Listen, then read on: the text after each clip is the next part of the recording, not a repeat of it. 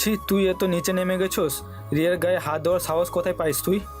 তোর হাত আমি ভেঙে ফেলবো। রাফির হাত ভাঙতে যাবে তখনই তুলি এসেছে ধরে ফেলে। তুলি আদিত্যকে ধাক্কা দিয়ে বলল, ওই মেয়ের জন্য তুমি নিজের ভাইকে কেন মারছো? ওই মেয়েটার নজর খারাপ, আমি দেখেছি। মেয়েটা সবসময় রাফির ঘরে আশেপাশে ঘোরাঘুরি করতো। ভাবি, আপনি বলেন, ভাইয়া আমাকে এই মেয়েটার জন্য মারছে। এই মেয়েটা আমার সাথে জোর জবরদস্তি করছিল, আর ভাইয়া আমাকে ভুল বুঝে আমাকে মেরেছে। একদম চুপ, রিয়ার নামে একটা বাজে কথা বলবি না। আমি জানি রিয়া কেমন, তোর মুখ থেকে ওর সম্পর্ক জানতে হবে না। শুন, তোকে একটা কথা স্পষ্টভাবে বলে দিচ্ছি, তোকে যেন রিয়ার আশেপাশেও না দেখি। আদিত্য রাফিকে ছেড়ে দিয়ে রিয়ার হাত ধরে রুম থেকে বের হয়ে গেল।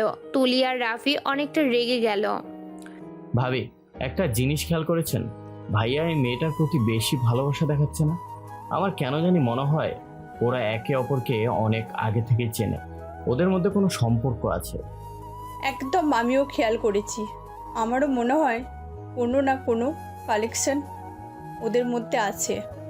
যাই হোক, শোনো, এই মেয়েটাকে এই বাড়ি থেকে বের করতে হবে, না হলে অনেক বড় সমস্যা হয়ে যাবে। আমি ভেবে তোমাকে জানাবো কিভাবে ওকে সরানো যায়। ওকে। দুইজন রিয়াকে ছড়ানোর বুদ্ধি বের করতে থাকে। আর এইদিকে আদিত্য রাগী লুক নিয়ে রিয়ার দিকে তাকিয়ে বলল, রাফি আপনাকে কবে থেকে ডিস্টার্ব করে? যেদিন থেকে আমাকে দেখছে সেদিন থেকে আমার পিছু নিয়েছে। আমাকে আগে কেন বলে নাই? আর একটু হলে কি হতো? বলে কি হবে, আমি তো একটা পতিতা, আমার সাথে আর ভালো কি আশা করা যায়? রিয়া কথা শুনে আদিত্য রাগ উঠে গেল। রিয়াকে মারতে গিয়ে ও মারল না। আদিত্য বলল, এই আমার সামনে থেকে জানতো, না হলে খুব খারাপ হয়ে যাবে। রিয়া আদিত্যের রুম থেকে বের হয়ে আসলো। রিয়া নিজের চোখ মুছে নিচে চলে গেল। রিয়া, তাড়াতাড়ি কাজ কর, অনেক কাজ বাকি আছে। মেহমান আসা শুরু হয়ে গেছে, আর তোকে খুঁজে পাওয়া যায় না। রিয়া রহিমা খালার কোনো কথা না শুনে কাজ করতে লাগলো। আদিত্য আর তুলির বিয়ের জন্য সবার আত্মীয় স্বজন আসা শুরু হয়ে গেছে। 3 দিন পর তুলি আর আদিত্যের বিয়ে।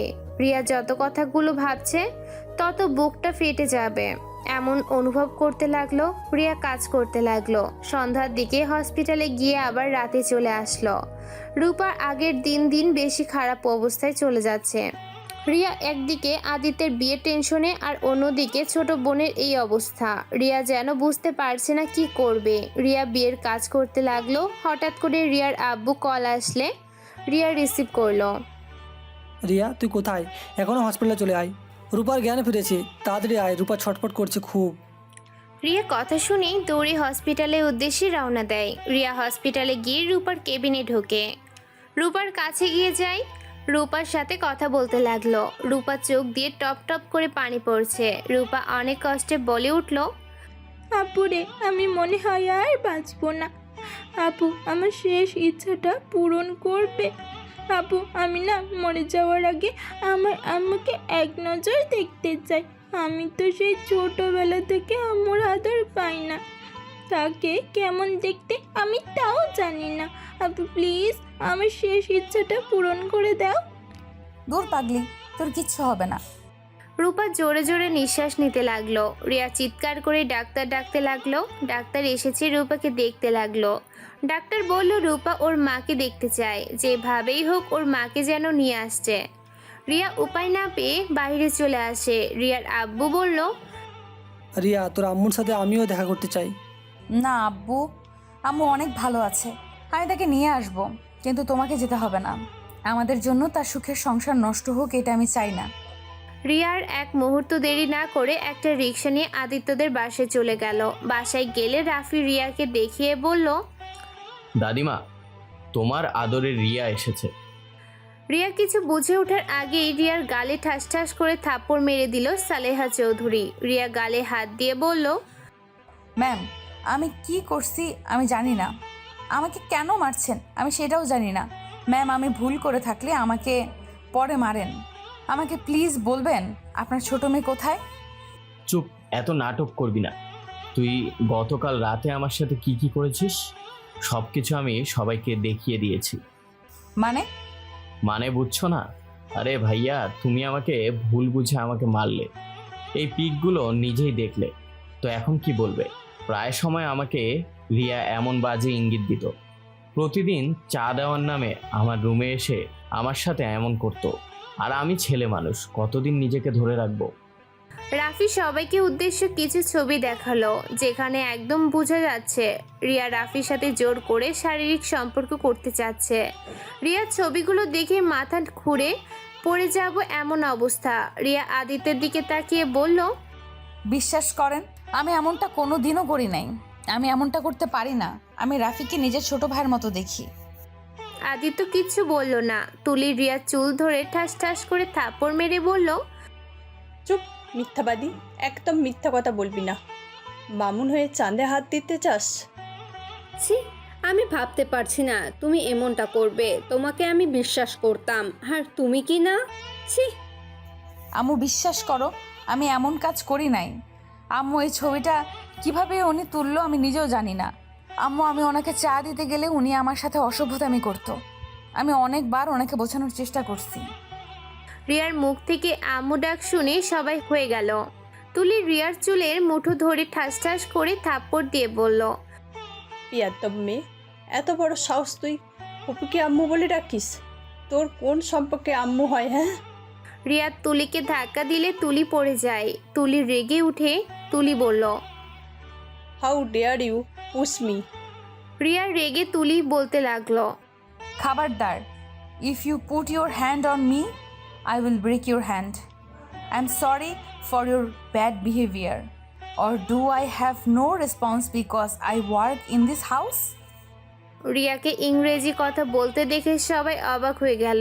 রিয়া নিজেকে কন্ট্রোল করে রুমার কাছে গিয়ে বলল, সরি আপনাকে আম্মু বলার জন্য। প্লিজ আমার সাথে আপনি একটু হসপিটালে যাবেন? আপনাকে বড্ড প্রয়োজন। আপনাকে বলেছিলাম না আমার আম্মুকে দেখতে আপনার মতো? আমার বোনকে আপনাকে দেখিয়ে বলবো আপনি আমাদের আম্মু। প্লিজ আমার এই রিকোয়েস্টটা রাখেন। আমার বোনের অবস্থা বেশি ভালো নাই। প্লিজ আপনি আমার সাথে চলেন, আমি আপনার পায়ে ধরছি। তোমার মতন নোংরা মেয়ের কথা আমি বিশ্বাস করি না। আমি কোথাও যেতে পারবো না, এখান থেকে চলে যাও। তোমাকে যেন আমি আর আমাদের বাড়ির আশেপাশে না দেখি। রিয়া রুমার পায়ে ধরে বলল, দেখেন, আমি খুব খারাপ একটা মানুষ। আমি জানি আমার মতো যখনতম একটা মানুষও নাই। আমাকে যা শাস্তি দিবেন আমি মাথা পেতে নিব। দয়া করে প্লিজ আমার সাথে আপনি চলেন। আমার বোনের অবস্থা খুব খারাপ। আম্মু আম্মু করে ওর অবস্থা আরও খারাপ হয়ে যাচ্ছে। প্লিজ চলেন। খবরদার ফুপি, এই মিথ্যুকের কথা বিশ্বাস করবে না। ও তোমাকে ইমোশনালি ব্ল্যাকমেল করে, সবার সামনে ভালো সাজার চেষ্টা করছে। ফুপি, দাদিমা, ওকে এক্ষুনি চাকরি থেকে বের করে দাও, আর এই বাড়ি থেকে বের করে দাও। তাহলে এইসব মেয়েরা ঠিক হবে, জীবনে কখনো যেন বড়লোক ছেলেদের ফাঁসাতে না পারে। রিয়া রাফির কথাগুলো সহ্য হলো না। রিয়া রেগে রাফির কাছে গিয়ে ঠাস ঠাস করে থাপ্পড় মেরে বলল, তুই ছেড়ে বলে যা মুখে আসবে তাই আমাকে বলবি, আর সেটা আমি হজম করে নেব? আমাকে চুপচাপ তোর অন্যায়গুলো সহ্য করতে দেখে আমাকে নরম ভেবে থাকোস, তাহলে জীবনের সব থেকে বড় ভুল করছস। আমার ধৈর্য সীমা অতিক্রম করিস না, এর ফল কিন্তু ভালো হবে না। তাই এখনো সময় আছে, ভালো হয়ে যা। মেয়েদের সম্মান করতে শেখ। শোন, তোকে আমি আমার ছোট ভাইয়ের মতো ভালোবাসি। তোর এত অন্যায় কেন সহ্য করছি জানিস? আমার আশা ছিল তুই ভালো হয়ে যাবি। আমি চাইলে সবাইকে অনেক আগেই সব বলে দিতে পারতাম, কিন্তু কিছুই বলি নাই। আমি চাই নাই তুই বাড়ির সবার সামনে ছোট হয়ে যা। আমার সরলতাকে দুর্বলতা হিসেবে নিস না। রিয়ার কথা শুনে রাফি চুপ হয়ে গেল। রিয়া আবারও রুমার কাছে গিয়ে হাত জোর করতে লাগলো। রুমা রিয়ার কথাগুলো বিশ্বাস করলো না। রিয়া অসহায় হয়ে জোরে জোরে কান্না করতে লাগলো। রিয়া ওই বাসা থেকে বের হয়ে চলে আসলো। হসপিটালে গিয়ে ওর আব্বুর সামনে গিয়ে বলল, আব্বু, আমি আম্মুকে আনতে পারি নাই। আব্বু, আম্মু আমার কথা বিশ্বাস করলো না। আব্বু, আমি এখন কি করব বলো না আব্বু। আর কিছু করতে হবে না, রূপা আর এই দুনিয়াতে বেঁচে নেই। ওই আমাদের ছেড়ে ও অনেক দূরে চলে গেছে। রিয়া যেন থমকে গেল। রিয়ার আব্বু কান্না করতে করতে হাঁটু গেড়ে বসে পড়ল। রিয়া দৌড়ে গিয়ে রূপাকে দেখতে পায় সাদা কাপড়ে মুড়ে রেখে দিয়েছে। রিয়া রূপার লাশ ধরে চিৎকার দিয়ে কান্না করতে লাগলো। আর এদিকে রহিমা রুমাকে বলল, ম্যাম, রিয়া আপনাকে মিথ্যা বলে নাই। ওর বোন আসলে অনেক অসুস্থ। মেয়েটা বড্ড মা করছে, আমি দেখতে গেছিলাম। কি রিয়া সত্যি বলছিল? হ্যাঁ, অর্পণ কোন হাসপাতালে? আমাকে নিয়ে যাবে? আমার বুকের ভেতর কেমন যেন একটা অনুভব হচ্ছে, বুকের ভিতরে চাপা কষ্ট অনুভব হচ্ছে। রুমা কিছু বলতে যাবে তখনই রহিমার ফোনে কল আসছে। রিয়ার কল দেখে তড়িঘড়ি করে তাড়াতাড়ি রিসিভ করে নেয়। রিয়া, কান্না করিস কেন? রূপা ঠিক আছে? খালা রূপা, কি হয়েছে রূপার? খালা রূপা আমাদের ছেড়ে চলে গেছে। রিয়া কথাটা বলে কান্না করতে লাগলো, আর রহিমা কান থেকে ফোনটা পড়ে গেলে রুমা বলল, কি হয়েছে রহিমা, কান্না করছো কেন? রূপা মারা গেছে? ছোট্ট মেয়েটা এই অকালে চলে গেল, ভাবতে কেমন কষ্ট হচ্ছে। কি, রূপা মারা গেছে? এটা আমি বিশ্বাস করি না। ওইটুকু মেয়ে কীভাবে সবাইকে ছেড়ে চলে যেতে পারে? আদিত্য কথাটা বলে দৌড়ে যেতে নিবে রুমা বলল। আদিত্য, আমিও যাবো তোর সাথে। রুমা আদিত্যর সাথে সবাই ওদের সাথে যেতে লাগলো। রহিমার বাড়িতে গেলে রুমা দেখতে পায় রিয়ার লাশের খাটিয়া ধরে চিৎকার করে কান্না করছে। রিয়া কান্না দেখে সবার চোখের পানি চলে এসেছে। রিয়ার আব্বু এক সাইডে বসে আছে, একদম বরফের মতো জমে আছে। রুমা রিয়াকে ধরতে যাবে, সাথে সাথে রিয়া রুমাকে ধাক্কা দিয়ে সরিয়ে দিয়ে বলল, আপনি এখানে কেন এসেছেন? কি দেখতে এসেছেন? আরে আপনি চলে যান, আপনাকে আর দরকার নাই। যখন দরকার ছিল তখন তো আসলেন না, এখন কেন আসলেন? আরে আপনাকে দরকার নাই, এখন এখান থেকে চলে যান। আমার বোনের আর আপনাকে দরকার নাই। আমার বোন চলে গেছে তো, ওর শেষ ইচ্ছেটা পূর্ণ করতে পারি নাই। একটু আমার কথা বিশ্বাস করলে কি হতো? রিয়া, আমি বুঝতে পারি নাই যে তুমি সত্যি বলছো। রাফি কথা শুনে এমনিতে অনেক রাগ উঠেছিল, এজন্য তোমার কথাগুলো শুনতে ভালো লাগছিল না। আমি ভাবছিলাম তুমি মিথ্যা নাটক করছো। হ্যাঁ হ্যাঁ, আমি নাটক করছি। নাটকের ফলাফল দেখতে তো পারছেন। দেখেন রুমা চৌধুরী, আপনি এখান থেকে চলে যান। আপনাকে সত্যিই আর দরকার নাই। আপনি আপনার মতো থাকেন, আমরা অনেক ভালো আছি। চলে যান। আপনাকে বিরক্ত করার জন্য দুঃখিত। আদিত্য রুমার কাছে গিয়ে বলল, রিয়া, তুমি শান্ত হও। এ রূপা, ওঠো, এভাবে ঘুমিয়ে আছো কেন? এ রূপা, দেখো তোমাকে আমি ধরেছি, তুমি আমাকে মারবে না। এ রূপা, ওঠো না, এভাবে শুয়ে থাকো না। রূপা, উঠো। আদিত্য রুমাকে বলে জোরে জোরে কান্না করতে লাগলো। আদিত্য রিয়াকে ধরে বলল, রিয়া প্লিজ শান্ত হও, আমি সত্যি মানতে পারছি না রূপা আমাদের ছেড়ে এভাবে চলে যাবে। আপনারা না মানলে কি করা যায় আছে? আমার বোন তো চলে গেছে। যান, আপনার ফুপুকে নিয়ে চলে যান। বিশ্বাস করেন, আপনাদের সাথে দেখা না হলে আমার বোনকে হারাতে হতো না। আপনি চলে যান প্লিজ। রিয়ার চিৎকার শুনে রিয়ার আব্বু মানুষের ভিড় ঠেলে ভিতরে ঢুকতে রুমা আর তার ফ্যামিলি দেখতে পায়। রিয়ার আব্বু রিয়ার কাছে আসলে রুমা সালেহা চৌধুরী অবাক হয়ে যায়। রুমা কয়েক পা পিছিয়ে যায়, রিয়ার আব্বুকে জড়িয়ে ধরে বলল, আব্বু, ওই মহিলাকে চলে যেতে বলো। আমার আর ওনাকে সহ্য হচ্ছে না। শুধুমাত্র ওর জন্য আমার ছোট বোনের শেষ ইচ্ছেটা পূরণ করতে পারি নাই। আমার ছোট বোনটা একটা আক্ষেপ নিয়ে দুনিয়াছে চলে গেল। রূপা, রিয়া তোমার সন্তান? রুমা রূপার লাশ ধরে চিৎকার করে কান্না করতে লাগলো। রূপার মুখ দেখে বুকে জড়িয়ে ধরে বলল, রূপা মা, আমাকে ক্ষমা করে দে রে মা। আমি তোর সাথে শেষ দেখাও করতে পারলাম না। ওই রূপা, উঠে দেখ, তোর আম্মু তোর কাছে ফিরে এসেছে। হে রূপা, উঠেক না মা। হ্যাঁ, একবার আমাকে আম্মু বলে ডাক না রে মা। হে রূপা, এভাবে চুপ করে থাকিস না, একবার আমাকে মা বলে ডাক না। হে রূপা, তোর আম্মু তোদের অনেক খুঁজেছে, তোদের অনেক ভালোবাসে রে তোদের আম্মু।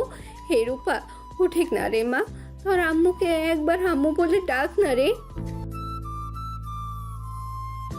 প্রিয় শ্রোতা বন্ধুরা, গল্পটি ষষ্ঠ পর্ব এখানেই শেষ করা হলো।